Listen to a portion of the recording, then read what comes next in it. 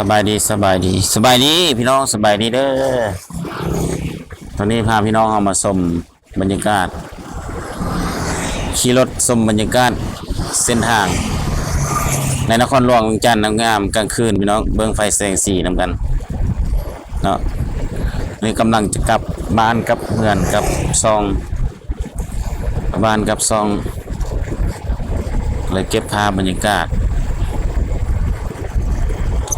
ของจันทร์ให้พี่น้องได้เบิ่งในโซนเหมือนได้พี่น้องเด้อยามกลางคืนว้าย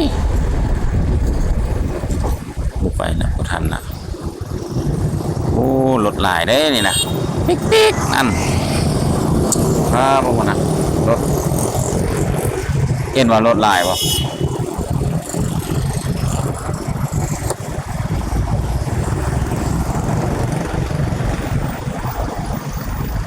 ก็นั่นเป็นสถานี BRT เนาะสถานีรถ BRT แต่ว่าตอนนี้รถ BRT บ่ได้แล่นแล้วนะ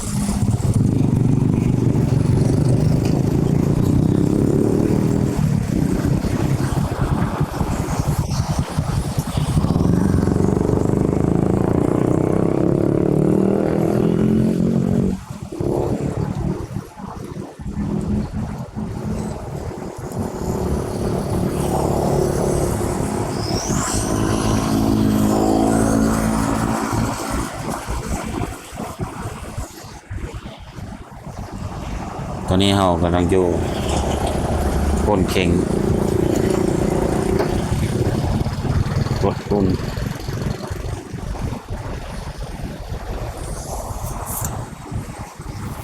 ยี่ไฟแดงโคนเข่งนะตอนนี้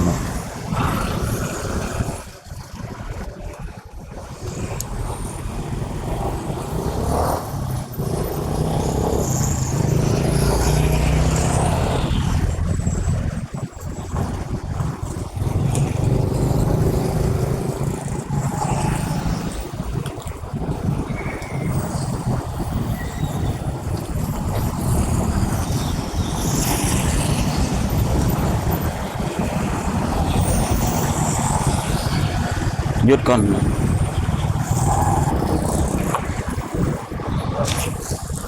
ไป ไปเลยวันนี้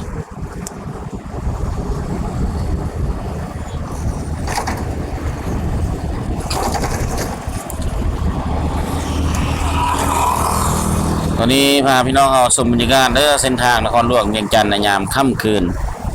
เนาะตอนนี้ก็เวลา9 โมงแล้วพี่น้องเอ้ยกำลังกลับไปบ้าน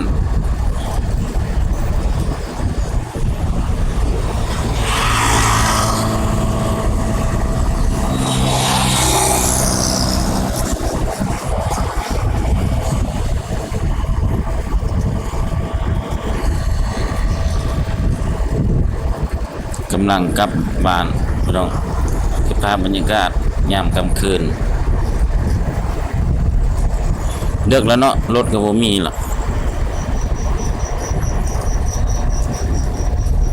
รถก็บ่มีหลายแล้วนี่ทาง BRT ตัวนี้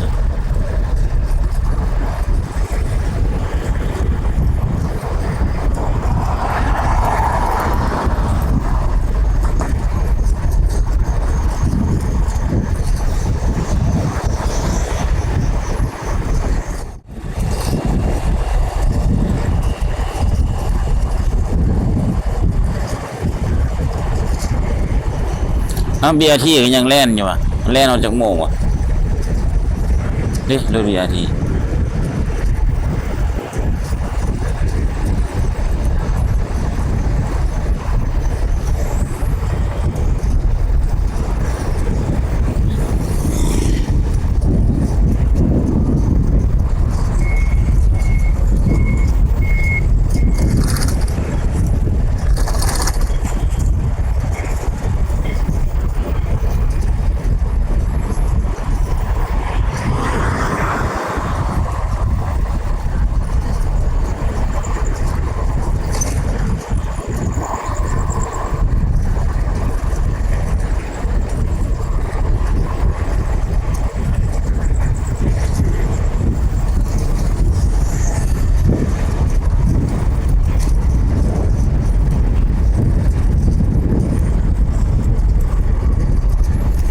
ตอนนี้กำลังมุ่งหน้าเข้าไปหาประตูไซพี่น้อง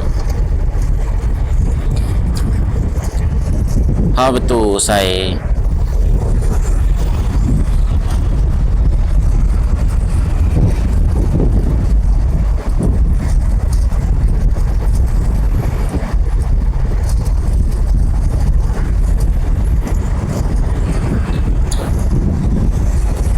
ไฟแดงโพนสะอาดเนี่ยไฟแดงโพนสะอาดตอนนี้มาฮอดไฟแดงโพนสะอาดเลย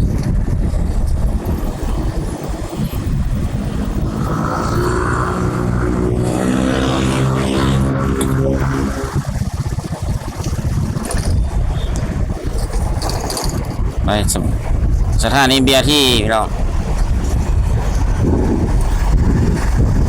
ตอนนี้เรากำลังขี่รถไปไกลสิฮอดนะประตูใส่เลยพี่น้อง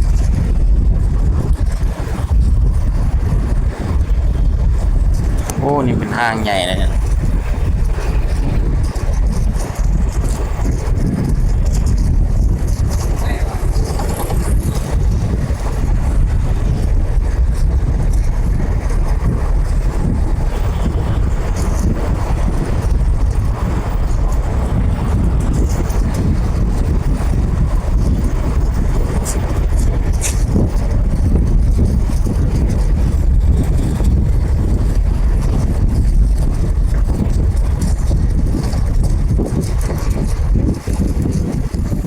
ฮอดประตูใส่แล้ว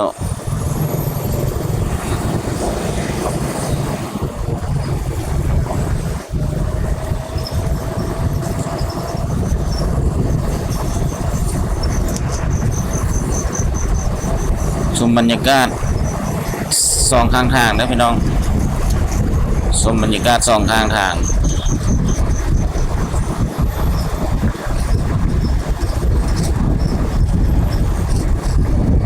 ตัวนี้เป็นประตูไซตัวนี้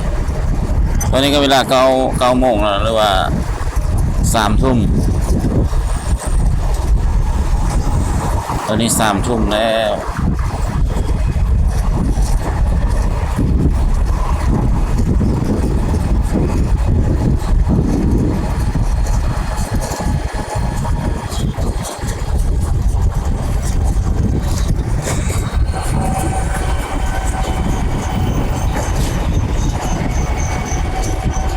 เส้นทางดอกไฟสวยงามพี่เนาะ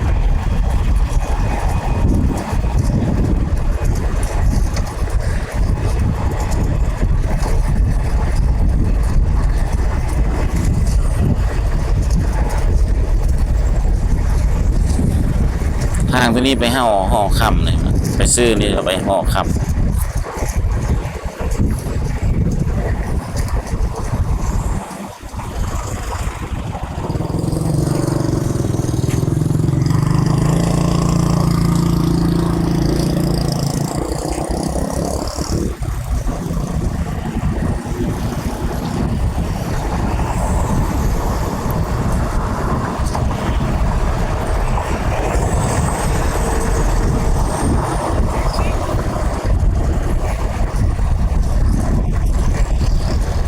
อยู่เบื้องซ้ายมือเขานี่เป็นตลาดเซานะครับ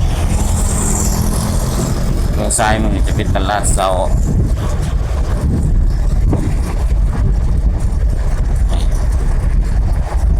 แต่ว่ามันปิดแล้วเนาะแล้วมันก็มีอาหารลาวจีนที่ไหนนี่อาหารลาวจีน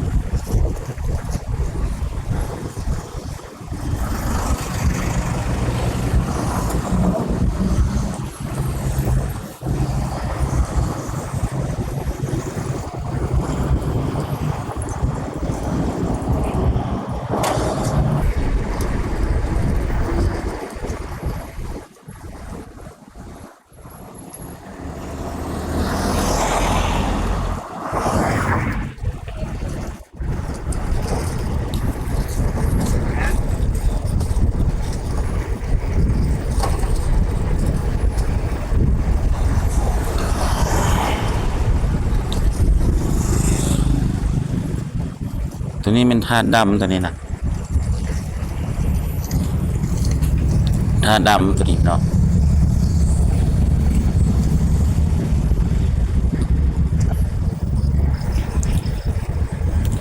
เป็นหานอาหารธาตุดำแท้นี้เป็นหานอาหาร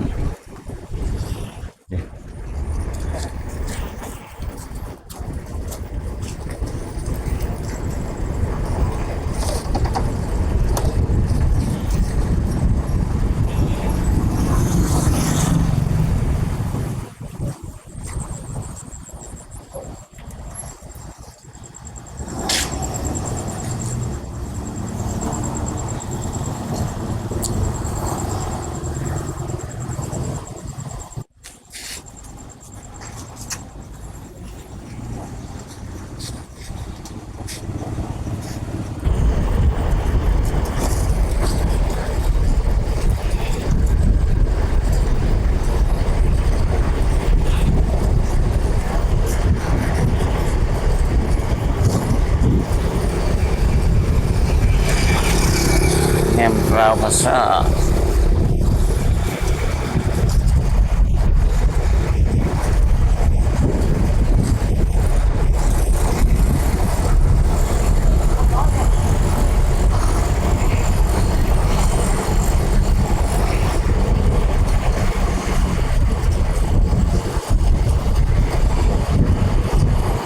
เอาคลิปนี้ก็ขอจบไว้สำเนียงก่อนนะพี่น้องเด้อขอบใจหลายคนที่เข้ามาแล้วพวกท่านกดไลค์กดแชร์กับฝากกดไลค์กดแชร์กดติดตามให้บ่าวคำแพงนี่เด้อขอบใจหลายพี่น้องบ๊ายบาย